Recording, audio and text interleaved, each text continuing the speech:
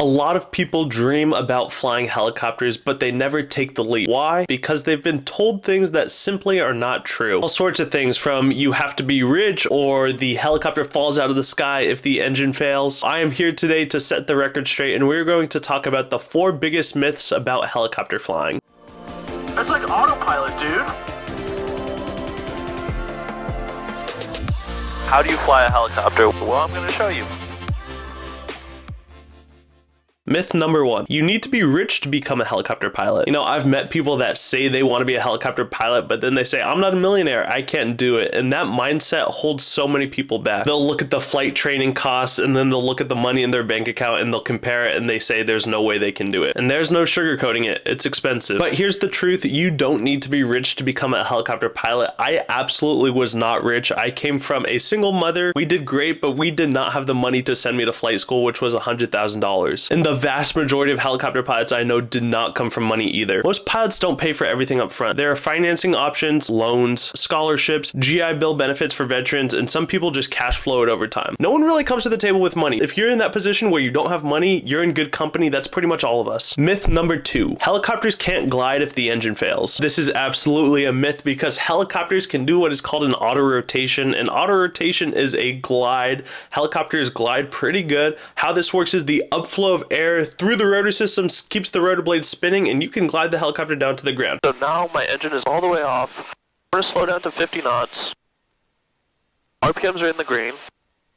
Get a line with the runway. 50 knots. 50 knots. So we're going to hold it. 3, 2, 1. Gentle flare. Hold it. Hold it. Hold it. Can totally survive an engine failure. In fact, we practice it all the time. It is a huge required part of training, and real-world emergencies have proven how effective it is. Myth number 3. There's no money in helicopter flying. There's no money in helicopters. You'll barely make a living. So I'm kind of making fun of the keyboard warriors, but there's a little bit of truth to this. At the start of your career, you're going to be paid pretty poorly. When you're working as likely a flight instructor or some really low-level job, you're going to be paid pretty bad. You're not going to make a lot of money. It's going to be a little bit better than minimum wage, but it's going to be pretty bad. Yes, it is true that you are paid bad at the start of your career. However, experienced pilots in EMS, offshore, oil rigs, and VIP transport, utility, etc. do make 6 figures. The key is getting the experience and the hours. And I put here in red, as with pretty much every job. Pretty much every job starts at a low-level position, not making that much money, and then you build up your experience and your qualifications and your credentials, and then you're paid more. It's pretty much how it works in every job. Same with helicopters. All right. Myth number 4. Learning to fly a helicopter is too hard. You know, there's the belief out there that helicopters are just too hard to fly and I can never do it. And a lot of beginners feel this way just at the start of their career. In fact, let me throw this picture up on screen. This is me on December 4th of 2019. At 7:22 p.m. This is when I was first in flight school. I took this picture because I was struggling. It says 6 hours of helicopter time, and I hope you remember this. Hovering a helicopter is so hard. The hardest skill I've ever tried to do.